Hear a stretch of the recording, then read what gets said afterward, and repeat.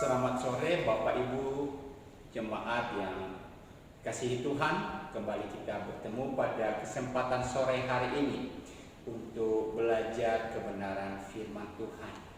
Namun sebelum kita belajar kebenaran firman Tuhan, terlebih dahulu mari kita mempersiapkan hati dan pikiran kita belajar firman Tuhan di dalam doa. Mari kita berdoa. Bapa di surga, kami bersyukur kepadamu karena segala berkat kasih kemurahan Tuhan yang telah kami alami dalam hidup kami. Terima kasih untuk pertolongan-Mu kepada kami saat ini.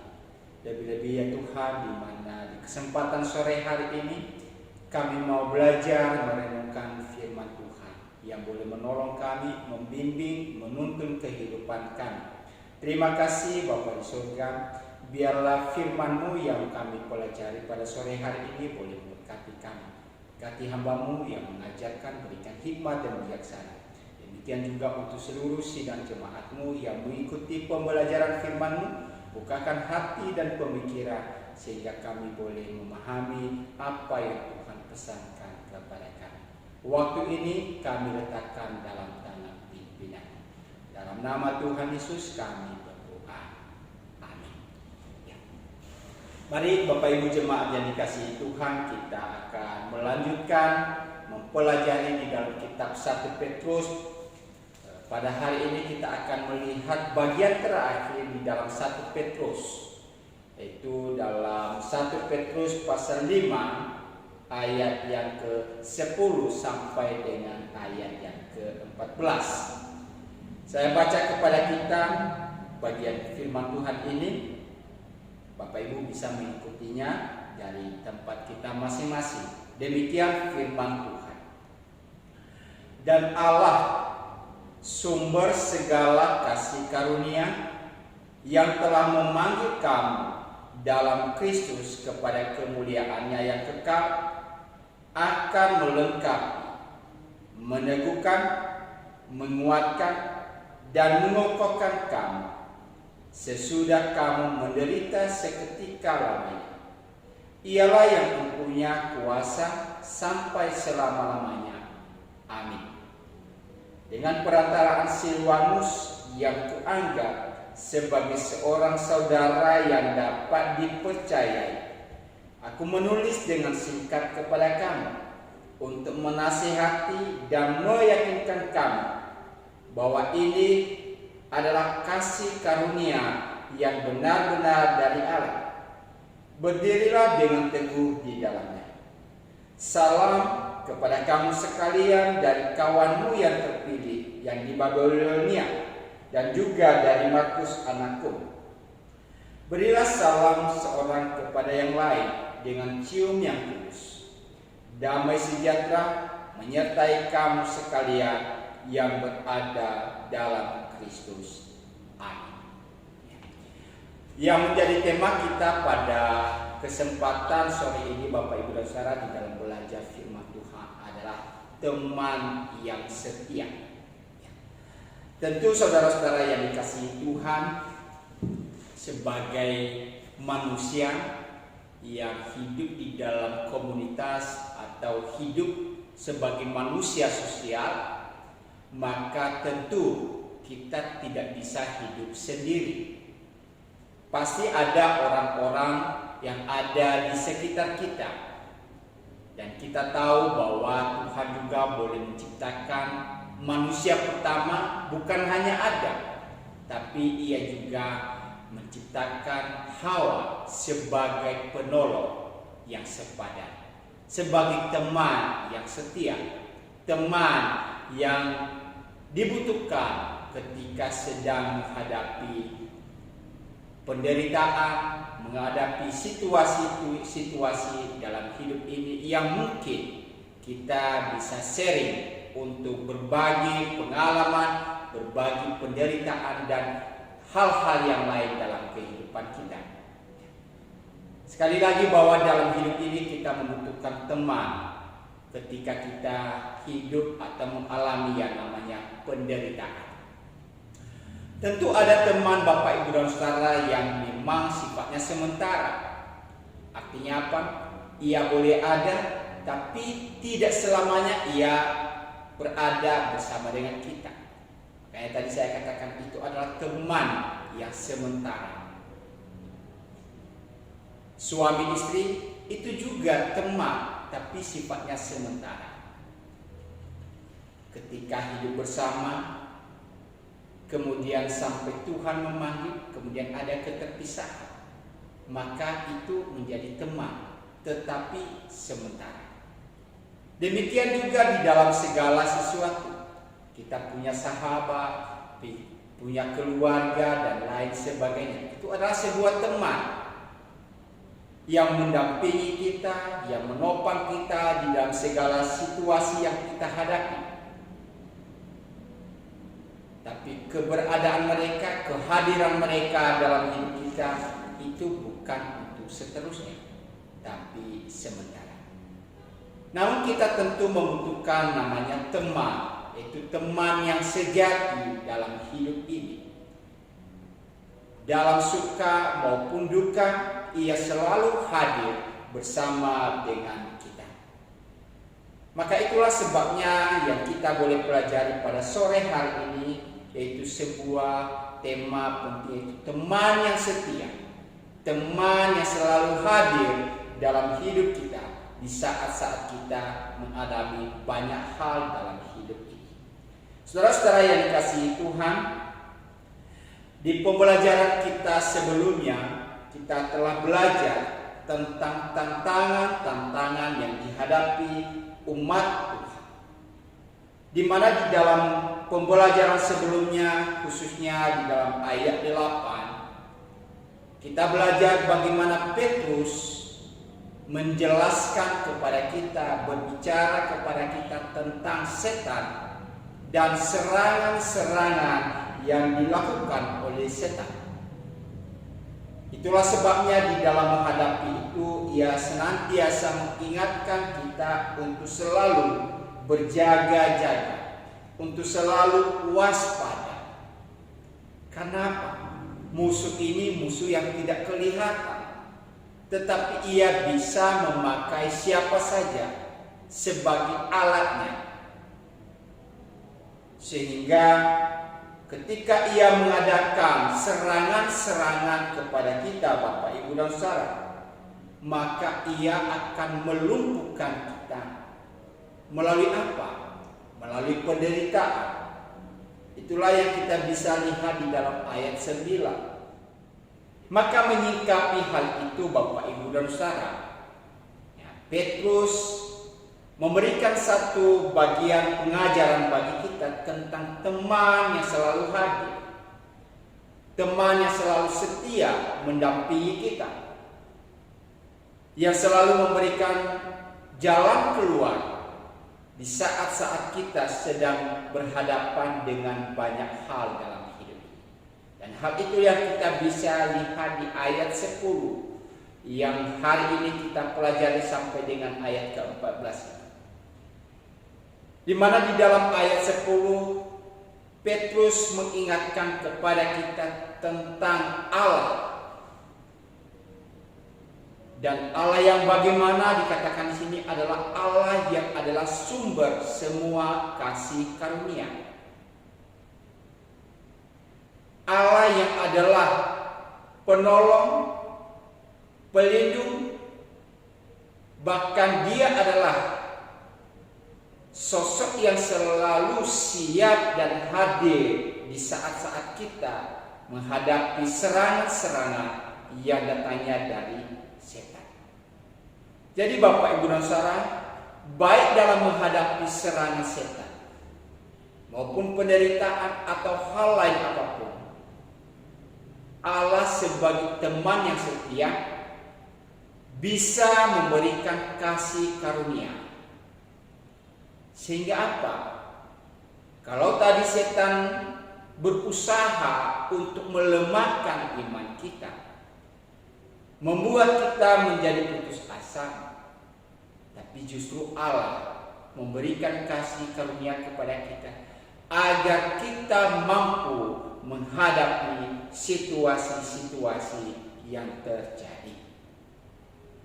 Maka kalau kita memperhatikan apa yang diajarkan oleh Petrus di dalam bagian ini, Bapak Ibu dan Saudara, ini bisa dikategorikan sebagai doa sebenarnya. Di mana di dalam hal ini Rasul Petrus mengawali doa itu dengan apa? Ia menyebut Allah itu sebagai sumber segala kasih karunia. Di dalam doanya juga Petrus menekankan tentang Allah yang sudah memanggil. Allah yang sudah memanggil kita untuk mengambil bagian dalam kemuliaan kekal. Dan di dalam apa yang diingatkan oleh Petrus di sini, Bapak, Ibu, dan Saudara, bahwa sebagai milik daripada Allah, Dia sudah menjanjikan dan melakukan hal itu bagi kita. Janji kekal yang diberikan kepada kita, dan hal itu didapatkan melalui jasa dan pengantaraan Yesus Kristus. Itu janji yang diberikan kepada kita sebagai umat. Dan di dalam menggenapi janji-janji tersebut, Bapak, Ibu, dan Saudara, tentu tadi diingatkan bahwa iblis itu berusaha untuk memberikan serangan-serangan kepada kita. Maka di dalam bagian ini, Petrus dalam permohonannya kepada Tuhan dan dalam pengajarannya kepada kita, Bapak, Ibu, dan Saudara, hal yang menarik di sini adalah Petrus tidak mengajarkan kita supaya orang-orang percaya itu diluputkan dari penderitaan. Hal ini mungkin berbanding terbalik ketika kita dalam pergumulan-pergumulan hidup kita dan harapan-harapan kita, Bapak, Ibu, dan Saudara, adalah supaya kita bebas dari penderitaan, lepas daripada penderitaan. Bahkan keinginan kita agar dalam perjalanan hidup kita tidak ada satu penderitaan yang menghampiri hidup kita.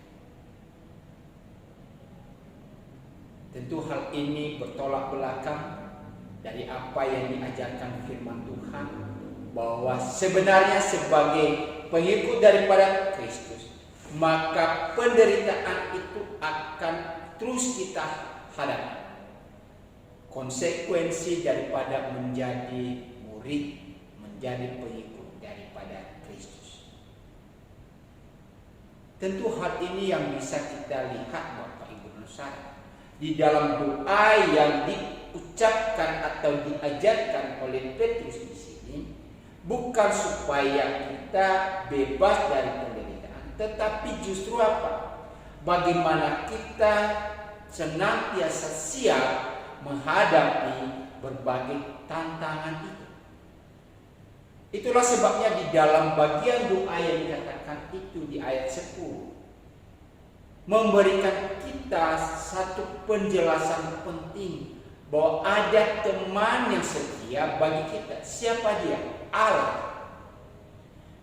Dan sebagai teman yang setia itu, justru bukan Ia membebaskan kita, tetapi Allah justru melengkapi kita, melengkapi mereka, dan senantiasa menyempurnakan pekerjaannya di dalam kita. Artinya apa, Bapak, Ibu, dan Saudara? Bahwa ketika kita berhadapan dengan situasi yang mungkin bagi kita adalah hal-hal yang membuat kita menjadi susah, membuat kita menjadi lemah dan lain sebagainya, justru itu dipakai Tuhan sebagai alat untuk terus memperlengkapi kita, untuk menyatakan pekerjaan, untuk menyatakan kasih karunia.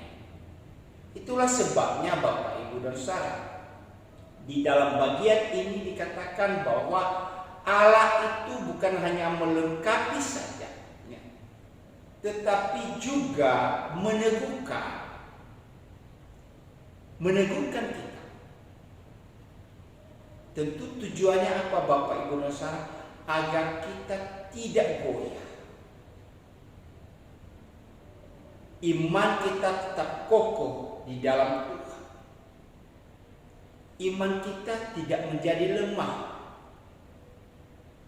Kita memiliki kekuatan menghadapi serangan-serangan daripada si iblis, serangan-serangan daripada si setan. Maka di dalam pengertian itulah Rasul Petrus mengingatkan tentang Allah yang adalah sumber daripada kasih karunia itu. Di mana di situ diingatkan bahwa seluruh kasih karunia itu berasal dari Allah. Dalam arti apa Bapak Ibu Saudara?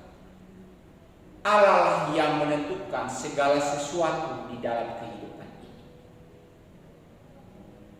Artinya tidak ada peristiwa-peristiwa dalam hidup ini tanpa campur tangan daripada Tuhan. Ia telah mengatur sedemikian rupa. Ia merencanakan segala sesuatu. Dia melaksanakan segala sesuatu. Di dalam kasih karunia-Nya, Ia memberikan kepada kita jalan keluar dari situasi-situasi yang sedang kita hadapi. Dan ini juga yang senantiasa diingatkannya nanti, bahwa orang-orang percaya itu akan menghadapi serangan-serangan itu, tetapi Tuhan memberikan jalan keluar bagi mereka. Bahkan serangan yang sangat luar biasa sekali yang bisa memisahkan kita dari Tuhan adalah dosa. Maka Tuhan memberikan jalan keluar dengan memberikan keselamatan bagi kita. Maka kalau kita melihat semua itu Bapak Ibu dan Saudara, bahwa kasih karunia Tuhan yang dianugerahkan kepada kita, semua Tuhan atur sedemikian rupa. Ia menentukan, Ia merencanakan, dan Ia bisa melaksanakan. Contoh, kita di dalam kehidupan berdosa, kita tahu bahwa dosa itu adalah senjata daripada si iblis untuk menjauhkan kita dari Allah, untuk menghancurkan kehidupan kita. Maka di dalam kasih karunia Tuhan, Allah mau menyelamatkan kita. Dan hal ini sudah Tuhan atur sedemikian rupa. Dia sudah tentukan dari mulanya. Sekali lagi ketika kita membaca di dalam Efesus pasal 1 ayat 4, Ia telah memanggil kita, Ia telah memilih kita sebelum dunia dijadikan. Ia telah menyelamatkan kita. Dan bagaimana hal itu dilaksanakan? Ia merencanakan tentang kehadiran daripada Kristus di tengah-tengah dunia ini. Dan itu sudah direncanakan sedemikian rupa dari sejak kekekalan. Kemudian Dia tidak hanya merencanakan, tetapi Ia juga mewujudkan rencana itu.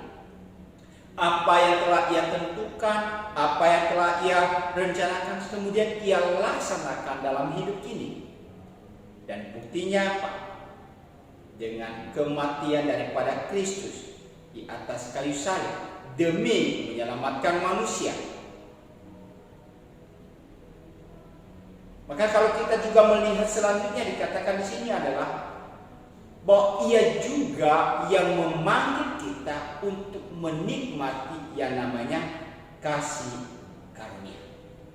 Ayat 10 sekali lagi, dan Allah sumber segala kasih karunia yang telah memanggil kamu dalam Kristus. Di sini kita bisa melihat Bapak Ibu dan Saudara, bahwa semua orang yang dipanggil turut serta ke dalam keadaan penuh kasih karunia. Dalam arti kalau kita menikmati yang namanya keselamatan dalam hidup kita, maka semata-mata itu adalah kasih anugerah daripada Tuhan. Dan itu karena panggilan Tuhan dalam hidup kita.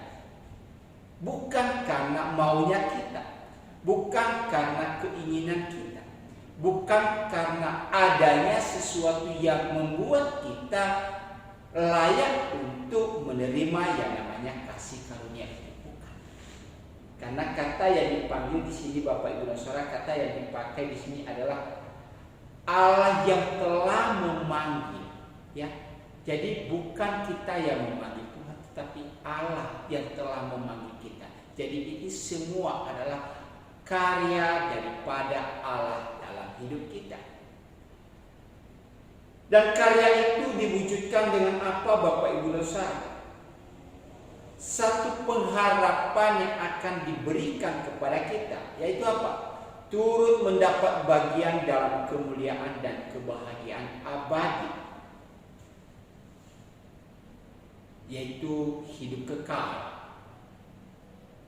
Dan sekali lagi ini hanya ada di dalam Kristus. Kebahagiaan sejati,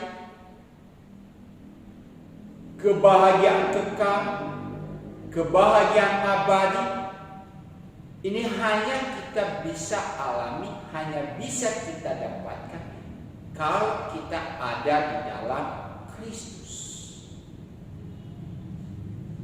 Maka di dalam hal inilah Petrus mengingatkan kepada kita bahwa kalaupun kita menghadapi yang namanya penderitaan,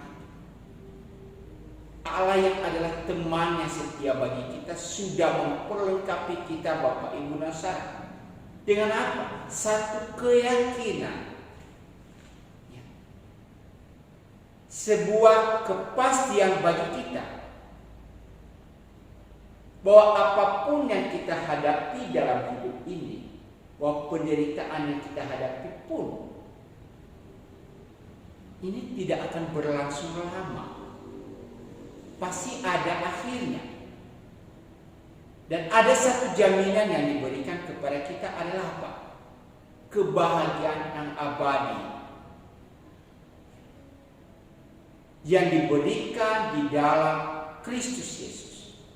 Maka itulah sebabnya Bapak Ibu dan Saudara, di dalam panggilan itu Petrus mengingatkan kepada kita sebagai penghiburan bagi kita bahwa Allah yang adalah teman yang setia bagi kita, sahabat sejati bagi kita, memberikan satu keyakinan bagi kita melalui panggilan itu. Dan itu adalah sesuatu yang pasti, bukan sesuatu yang bersifat sementara atau yang bisa berubah atau bisa pudar dan sebagainya.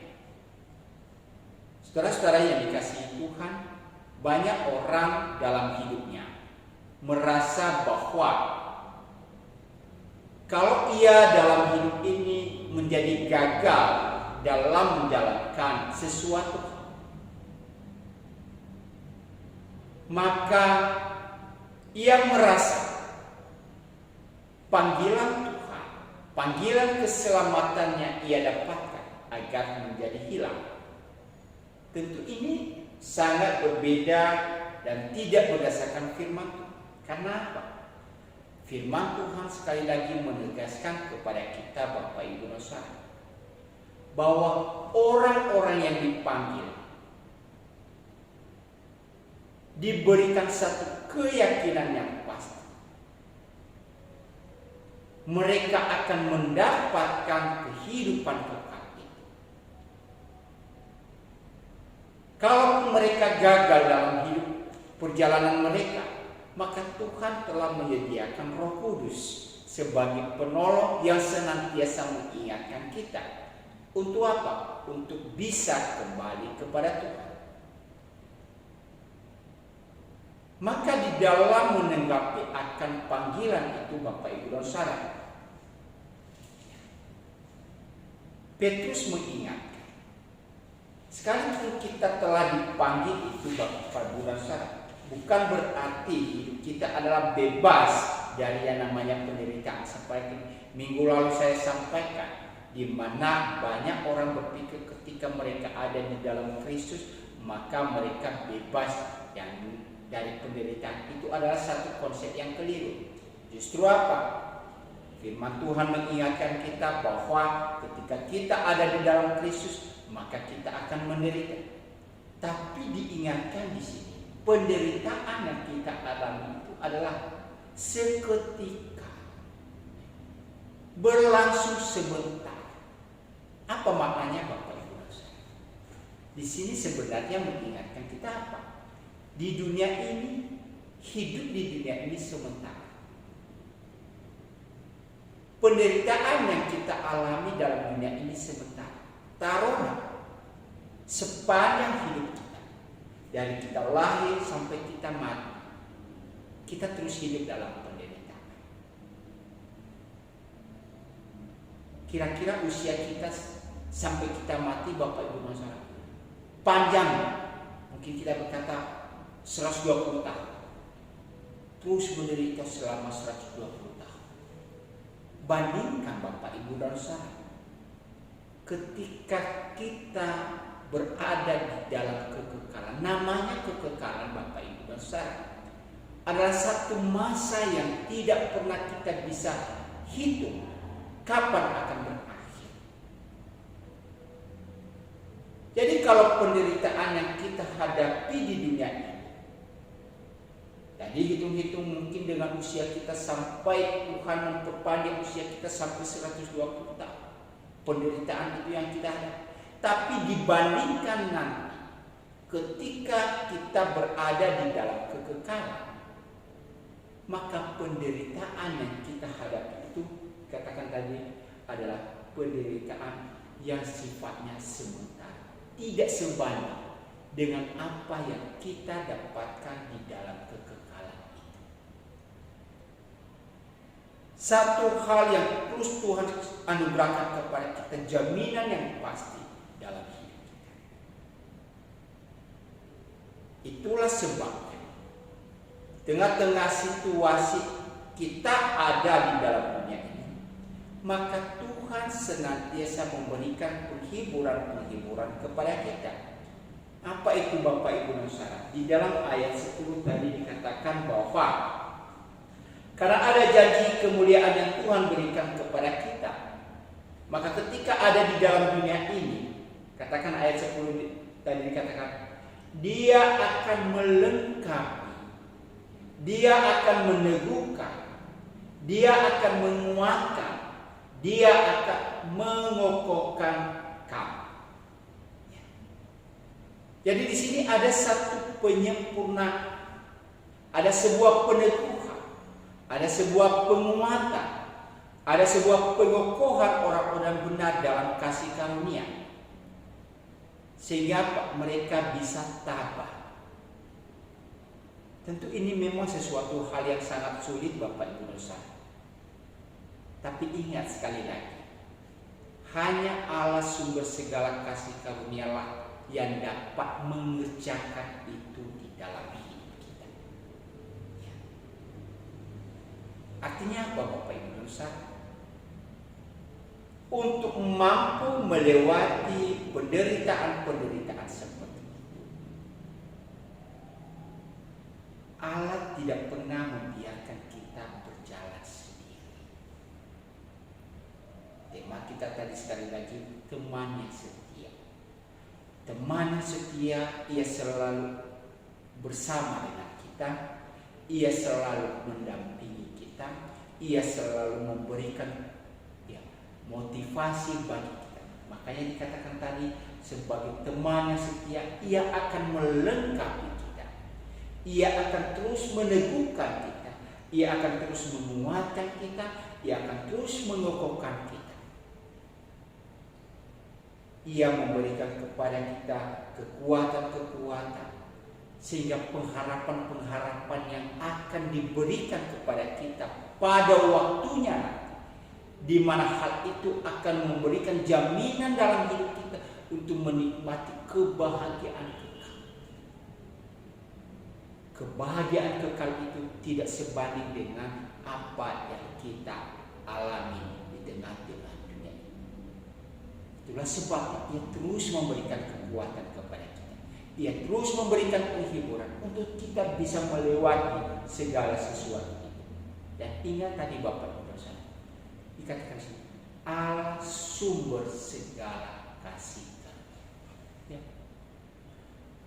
Jadi dalam melewati berbagai macam keadaan itu Bapak Ibu, jangan pernah mengandalkan kekuatan atau kemampuan diri sendiri.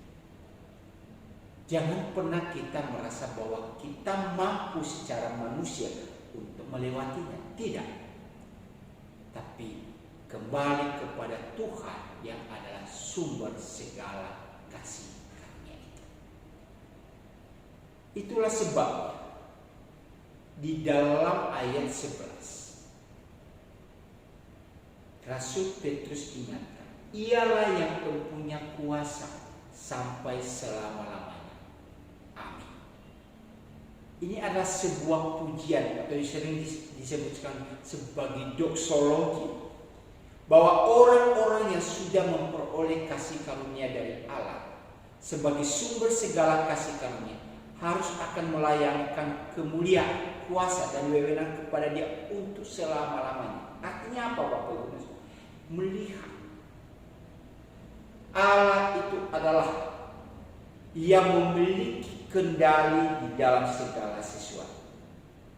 Ialah yang mempunyai kuasa, dan kekuasaannya itu adalah selama-lamanya.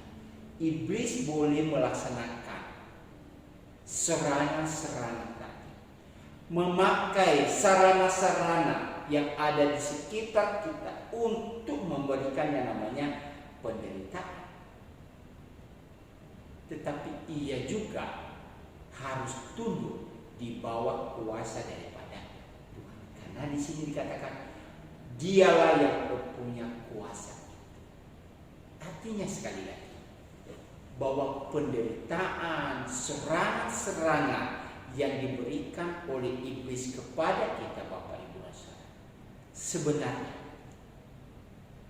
itu semua di dalam perizinan daripada Tuhan. Dan itu tidak akan mampu mengalahkan kuasa-kuasa Allah yang telah Ia berikan kepada kita. Kekuatan yang Tuhan berikan kepada kita sebenarnya itu adalah sesuatu hal yang memberikan kita kemampuan untuk kita bisa terus berjalan di dalam pengharapan-pengharapan kepada Tuhan. Maka saudara-saudara yang dikasihi Tuhan, di dalam pujian doksologi ini mengingatkan kita tentang kasih anugerah Tuhan yang luar biasa yang telah Tuhan sediakan kepada kita. Maka di dalam rangkuman dari apa yang diajarkan oleh Petrus, ya, di dalam menghadapi yang namanya situasi-situasi dalam hidup ini, maka beberapa hal yang kita bisa lihat Bapak Ibu Saudara. Yang pertama, bahwa apa yang diajarkannya tentang pengharapan di dalam Kristus, keselamatan di dalam Kristus, jaminan kepastian keselamatan di dalam Kristus, itu adalah sesuatu yang benar, ya, untuk membuktikan kebenaran itu. Yang kedua, untuk meyakinkan pengajaran keselamatan yang telah diterima adalah kasih karunia yang benar-benar dari Allah. Jadi di sini Petrus ingatkan kepada kita bahwa apa yang telah kita dapatkan, apa yang telah diajarkan kepada kita, bahwa jaminan kepastian keselamatan yang telah kita terima semata-mata itu adalah anugerah daripada Tuhan. Dan yang ketiga, oleh karena di dalam hidup ini kita akan menghadapi yang namanya penderitaan, maka Ia menasihati kita apa Bapak Ibu Saudara? Pertama, harus terus berpegang pada Injil itu. Ya. Berpegang teguh kepada keselamatan yang diberikan kepada kita.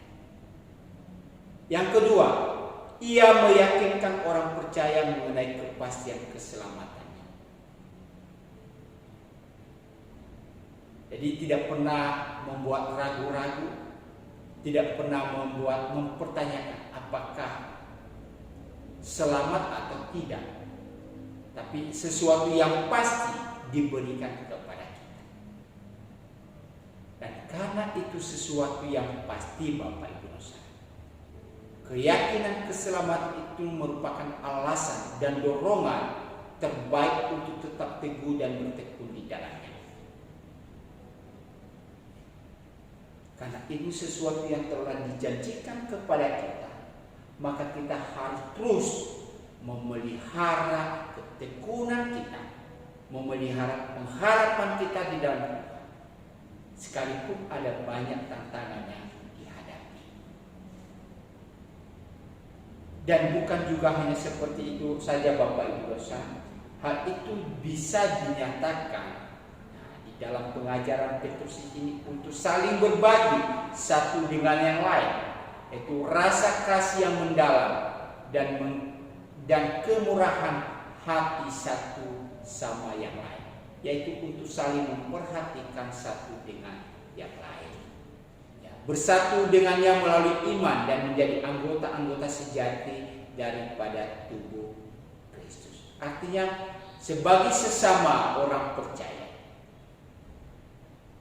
disitulah peran kita untuk kita bisa juga menjadi teman bagi sesama kita, sahabat sejati bagi teman, bagi saudara-saudara kita. Untuk apa? Saling menolong satu dengan yang lain, saling berbagi satu dengan yang lain, saling menopang satu dengan yang lain, karena kita adalah sesama anggota-anggota tubuh Kristus.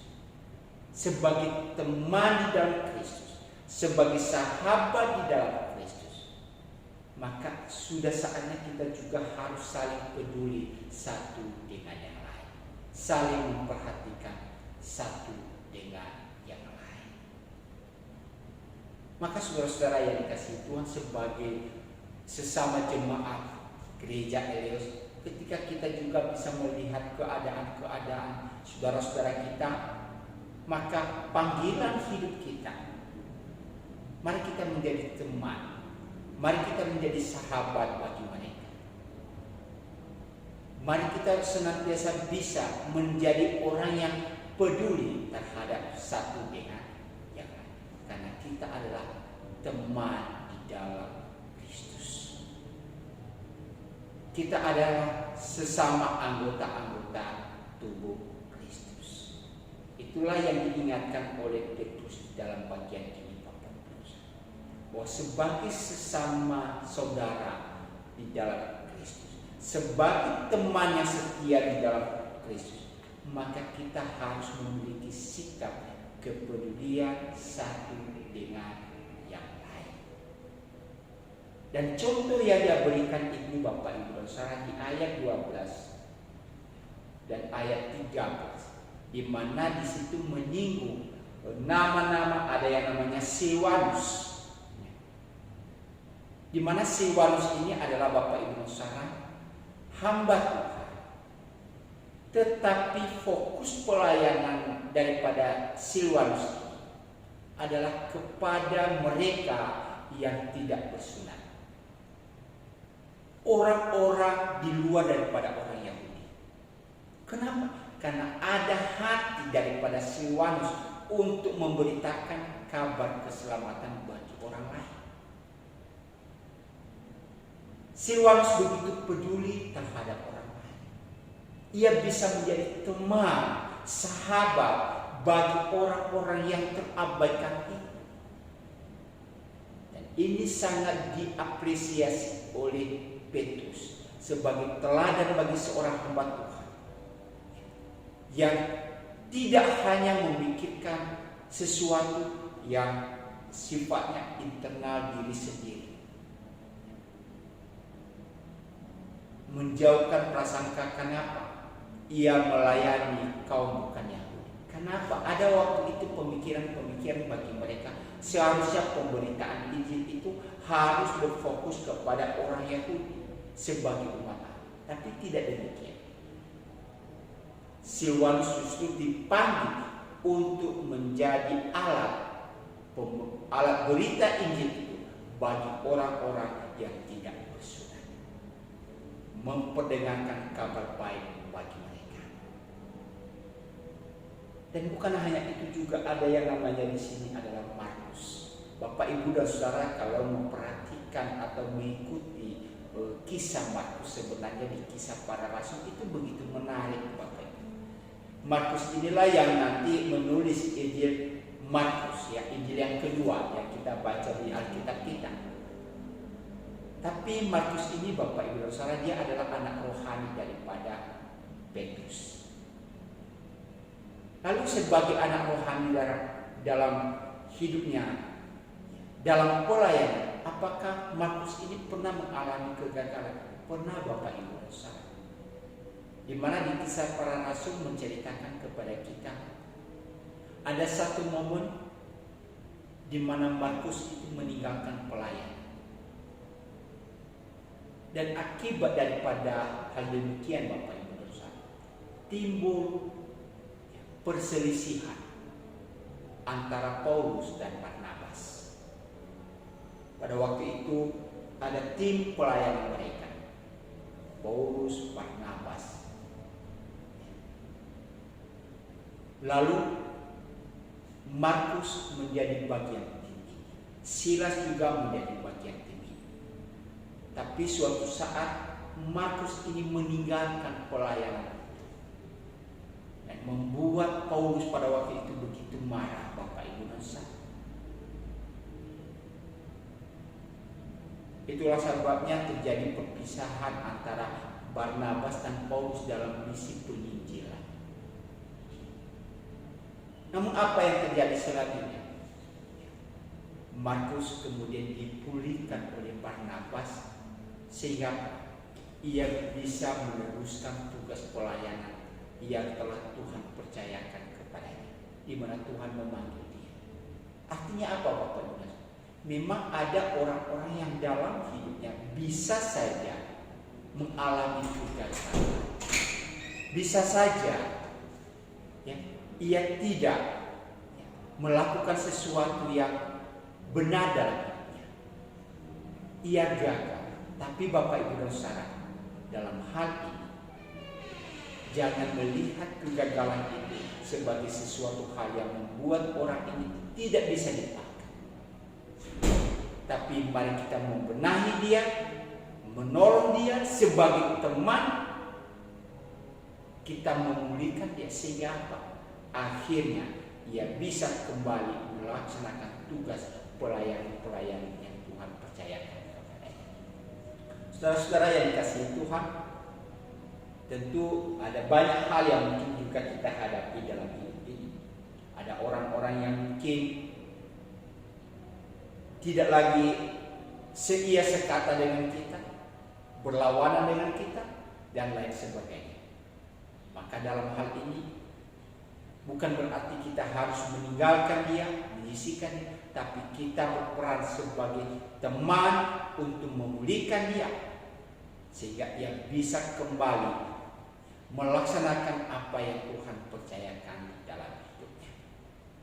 Itulah sebabnya Petrus begitu memberikan contoh, yaitu Silwanus yang melayani kepada orang-orang yang tidak bersunat. Kemudian juga Markus di sini yang dulunya pernah meninggalkan pelayanan, tetapi kembali dipulihkan hidupnya kepada Tuhan. Maka di akhir daripada bagian surat ini, Bapak Ibu dan Saudara, Petrus menyampaikan berkat-berkat yang harus dan dialami oleh orang-orang percaya, yaitu memberikan damai sejahtera. Itu segala sesuatu yang baik yang diperlukan, segala bentuk kesejahteraan yang ada dalam Kristus Yesus. Kemudian diakhiri dengan kata amin, Yaitu kata amin menandakan keinginan yang mendalam dan pengharapan yang teguh bahwa berkat damai sejahtera itu akan menjadi bagian semua orang yang setia. Jadi saudara-saudara yang dikasihi Tuhan, melalui pelajaran firman Tuhan ini, Petrus ingatkan bahwa memang serangan-serangan si iblis itu mendatangkan penderitaan. Namun kita memiliki sahabat setia, kawan yang sejati, yaitu Allah, yang terus memberikan kekuatan-kekuatan kepada kita menghadapi dan melewati berbagai tantangan. Dan kalau kita sudah mendapatkan itu Bapak Ibu Saudara, mari kita juga menjadi sahabat, teman yang setia bagi orang-orang yang ada di sekitar kita. Mereka yang gagal, mari kita menjadi teman, menjadi sahabat bagi mereka. Mereka yang dipanggil oleh Tuhan, mari kita menjadi teman, menjadi sahabat bagi mereka, untuk terus memberikan penguatan-penguatan di dalam tugas yang telah Tuhan percayakan kepada kita. Oleh karena itu saudara-saudara yang dikasihi Tuhan, ya, di masa-masa kita sedang mengingat tentang peristiwa turunnya Roh Kudus atau Pentakosta, di mana Tuhan juga memperlengkapi kita untuk memberitakan kita. Roh Kudus itulah yang memampukan kita untuk bisa melaksanakan tugas yang Tuhan percayakan kepada kita, menjadi saksi-saksi Kristus di tengah-tengah dunia ini. Oleh karena itu saudara, mari kita terus meyakini akan janji Tuhan di dalam hidup kita dan senantiasa bersandar sepenuhnya kepada kasih karunia daripada Allah. Tuhan adalah sumber kasih karunia itu. Amin. Untuk pembelajaran firman Tuhan, mari kita masuk di dalam doa. Terima kasih Bapa di surga, kami bersyukur kepadamu pada malam ini kami boleh belajar firman-Mu. Apa yang telah kami pelajari, biarlah itu boleh tertanam dalam kehidupan kami. Biarlah kami boleh menjadi teman, menjadi sahabat bagi orang-orang yang ada di sekitar kami. Jadikan kami menjadi saluran berkat-Mu ya Tuhan. Terpujilah Engkau Yesus, di dalam nama-Mu kami berdoa. Amin. Terima kasih Bapak Ibu jemaat yang dikasihi Tuhan. Kalau ada hal yang perlu kita sharingkan, silakan sampaikan di WA. Tuhan memberkati semuanya.